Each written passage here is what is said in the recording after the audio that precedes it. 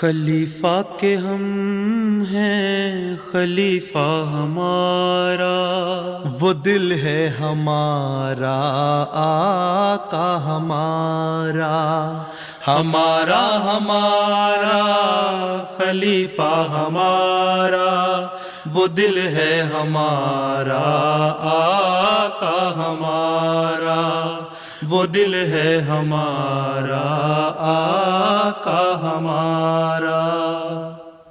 Assalamu alaikum and welcome to This Week with Huzur.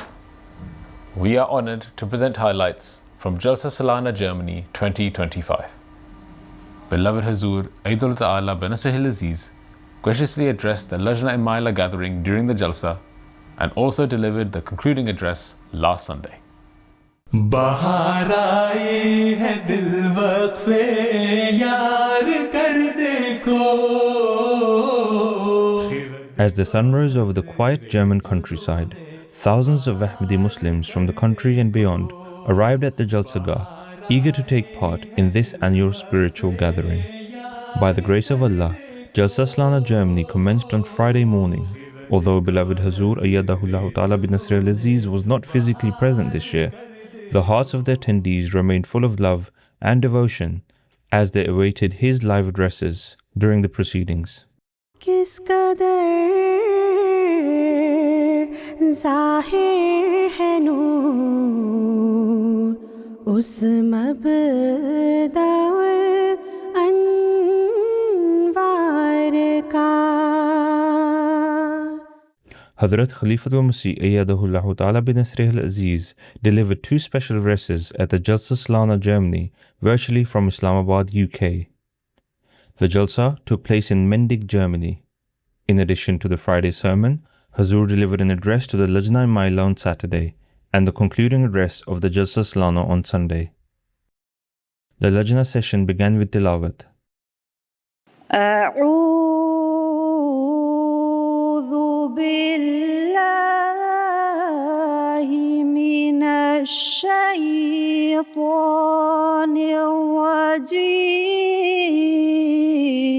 الرجيم بسم الله الرحمن الرحيم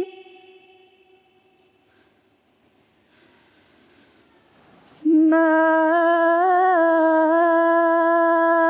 أصاب من مصيبة إلا بإذن الله ومن يؤمن بالله يهد قلبه والله بكل شيء عليم۔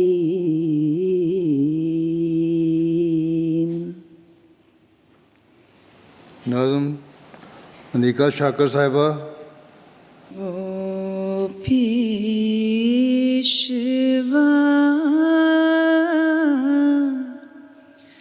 ہمارا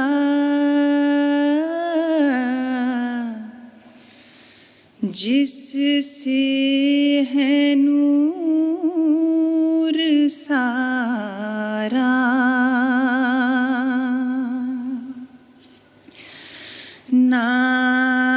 نام اس کا ہے محمد،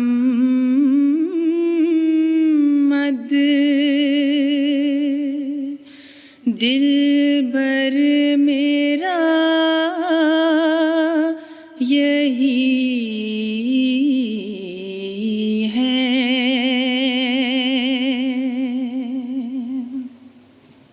After Nazm, names of those Lajna members who had excelled in academic achievements were read out before Huzur. This included 6 PhD students and 66 others. During the address to the ladies, Hazur spoke of the rights Islam affords to women. آج آپ لوگ یہ جلسہ سالانہ جرمنی میں شمولیت کے لیے جمع ہوئی ہیں. اس وقت میں دیکھ رہا ہوں کئی ہزار کی تعداد میں عورتیں وہاں بیٹھی ہیں. ہر احمدی عورت کا ایک مقصد ہے اور ہونا بھی چاہیے جس کا آپ عہد کرتی ہیں اور ہر مرد بھی عہد کرتا ہے کہ اس نے دین کو دنیا پر مقدم رکھنا ہے. بس دین کو دنیا پر مقدم رکھنے کے لیے ضروری ہے کہ اپنی ذمہ داریوں کا احساس پیدا کریں اور اللہ تعالیٰ نے جو ہدایات دی ہیں، جو دین ہمیں سکھایا ہے، اس پر عمل کرنے کی کوشش کریں. اس کے لیے دین کا علم حاصل کر کے اپنی زندگی کا حصہ بنائیں. کسی بھی معاشرے میں یا قوم کی ترقی جو ہے اس کا دار و مدار زیادہ تر اس قوم کی عورتوں پر ہوتا ہے، کیونکہ عورتوں کی تعداد عموماً مردوں سے زیادہ ہوتی ہے اور اس لحاظ سے ان کی ذمہ داریاں بھی بڑھ جاتی ہیں. اگر عورتوں کے معیار بلند ہوں گے تو نئی نسل زیادہ بہتر طور پر پروان چڑھنے والی ہوگی اور اپنی قوم کی روایات اور علم کو سیکھ کر اس پر عمل کرنے والی ہوگی. یہی حال دین کے معاملے میں ہے. اگر عورتوں میں مذہب کی تعلیم ہوگی اور دین کے مطابق عمل کرنے والی ہوں گی تو اگلی نسل میں بھی دین رائج ہوگا اور انہیں مذہب سے دلچسپی پیدا ہوگی.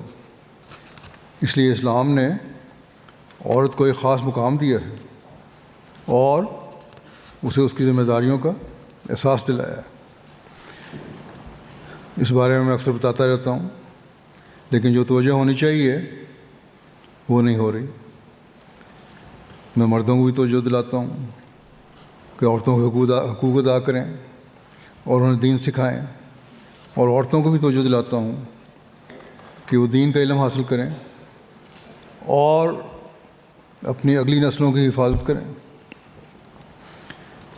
اس احساس کمتری میں نہ رہیں کہ اسلام نے آپ کو کوئی کمتر مقام دیا ہے، بلکہ اسلام نے آپ کو ایک بڑی حیثیت دی ہے. ماں کی حیثیت سے اس کا ایک مقام ہے، بہن کی حیثیت سے اس کا ایک مقام ہے، اور بیوی کی حیثیت سے اس کا مقام ہے. اور مردوں کو اللہ تعالیٰ نے عموماً یہ ہدایت فرمائی ہے کہ وہ عاشرہن بالمعروف، یعنی عورتوں کا ایک مقام ہے، اس لیے اس کی قدر کرو اور بلا وجہ بہانے بنا کر اسے کسی طرح کا نقصان پہنچانے یا جذباتی تکلیف پہنچانے کی کوشش نہ کرو. اس سے سلوک کرو. یہ عورت ہی ہے جس کی وجہ سے تمہاری نسل چل رہی ہے، کیونکہ ہر انسان کو تمام حالات کا علم نہیں ہوتا. بعض لوگ سمجھتے ہیں کہ اگر وہ بعض معاملات میں زیادتی کر بھی جائیں تو وہ جائز ہے، اور وہ اسے یہ کہہ کر جائز قرار دیتے ہیں کہ عورت نے فلاں قصور کیا، اس وجہ سے پھر وہ گناہ گار ٹھہرتے ہیں، کیونکہ بلا وجہ کے الزام تراشی ہے. اللہ تعالیٰ نے تو یہاں تک فرمایا ہے کہ تم لوگ سمجھتے ہو کہ تم صحیح ہو اور بعض معاملات میں عورتوں کو غلط سمجھتے ہو اور اس وجہ سے انہیں سزا دینے یا ان سے علیحدگی اختیار کرنے کی کوشش کرتے ہو. لیکن اللہ تعالیٰ تو فرماتا ہے کہ اگر تم کسی چیز کو ناپسند بھی کرو تو عین ممکن ہے کہ وہ تمہارے فائدے کے لیے ہو اور اللہ تعالیٰ اس میں بھلائی رکھ دے. اس لیے ذرا ذرا سی بات پر عورتوں کو جذبات سے کھیلنے کا بہانہ نہ بناؤ اور انہیں تکلیف دینے کی کوشش نہ کرو، کیونکہ جس چیز کو تم ناپسند کرتے ہو سکتا ہے اللہ تعالیٰ اسی چیز کو پسند کر رہا ہو۔ اس لیے بہتر یہی ہے کہ اگر عورتوں میں کوئی معمولی غلطیاں دیکھو بھی تو انہیں آرام سے سمجھاؤ اور پھر معاملہ اللہ تعالیٰ کے سپرد کر دو، ان کے لیے دعا کرو، اللہ تعالیٰ سے دعا کرو کہ اگر تمہارے نزدیک عورت نے کوئی غلطی کی ہے تو اللہ تعالیٰ اس کی اصلاح کر دے۔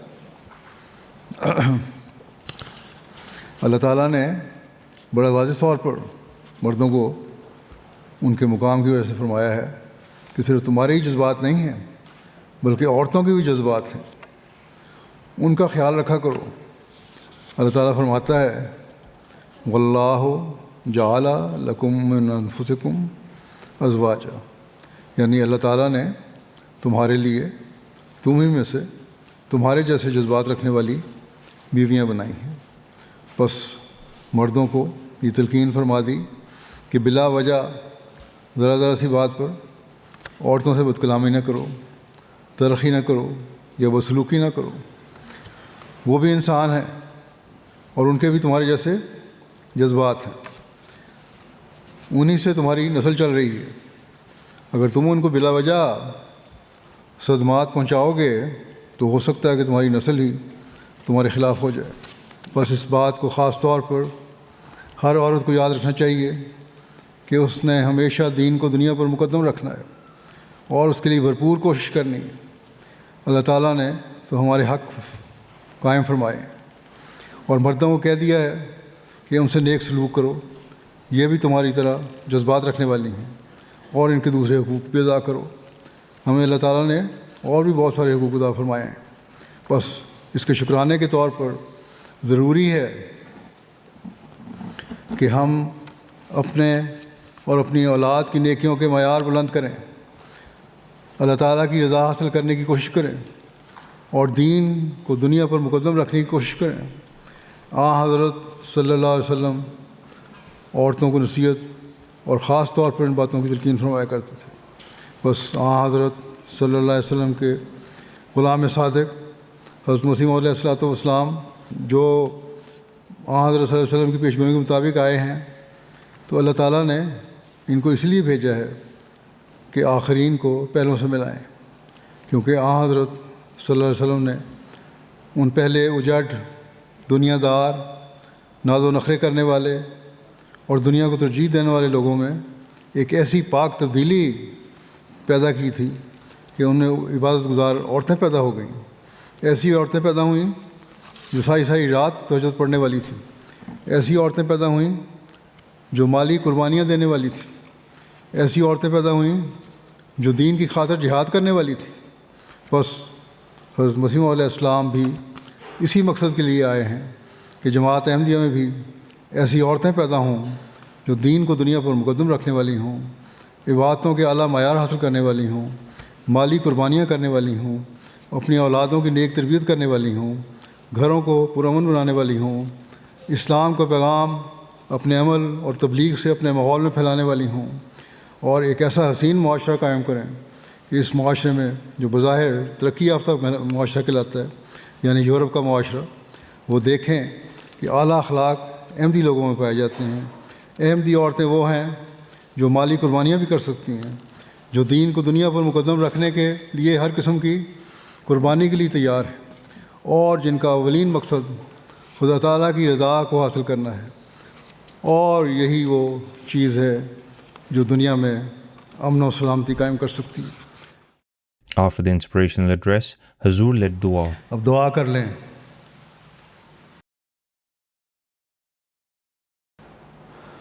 آمین۔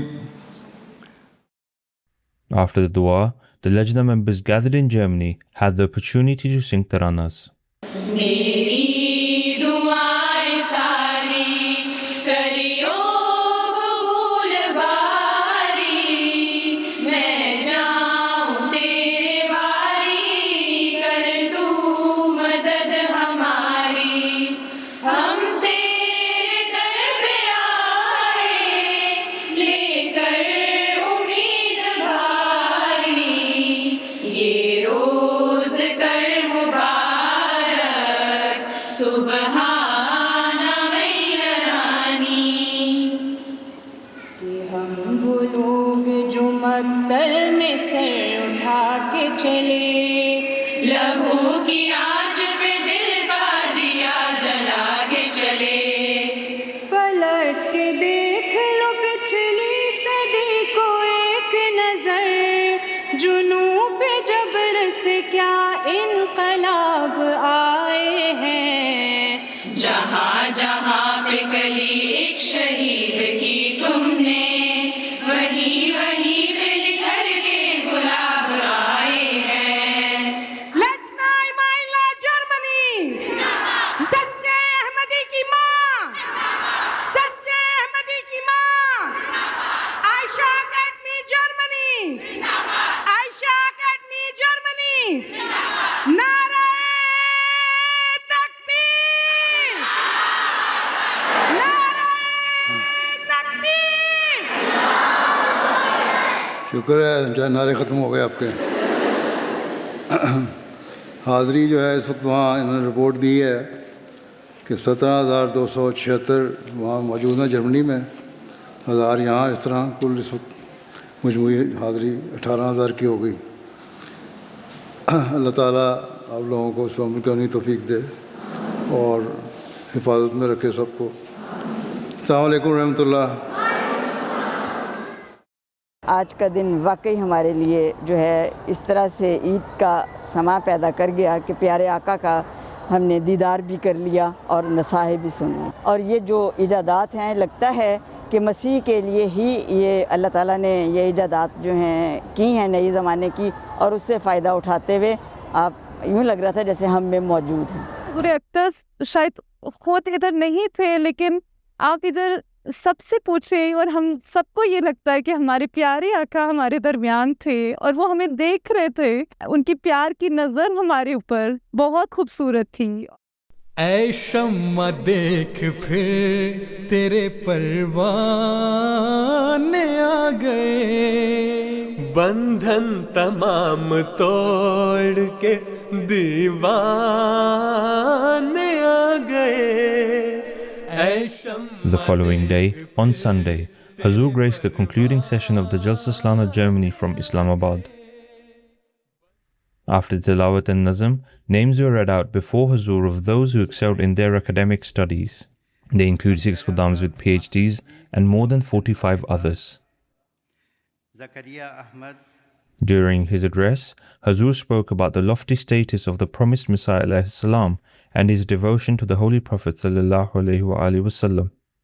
आज दुनिया भर में फैले हुए अहमदियों का हज़रत मसीह मऊद अलैहिस्सलाम की बैत का हक़ अदा करने की कोशिश करना, इस्लाम के पैगाम को दुनिया में फैलाने के लिए जान, माल और वक्त को कुर्बान करना, इस बात का सबूत है कि हज़रत मिर्ज़ा ग़ुलाम अहमद कादियानी अलैहिस्सलाम ही वो शख्स हैं जिन्हें इस ज़माने में अल्लाह ताला ने इस्लाम की नशत सानिया के लिए भेजा।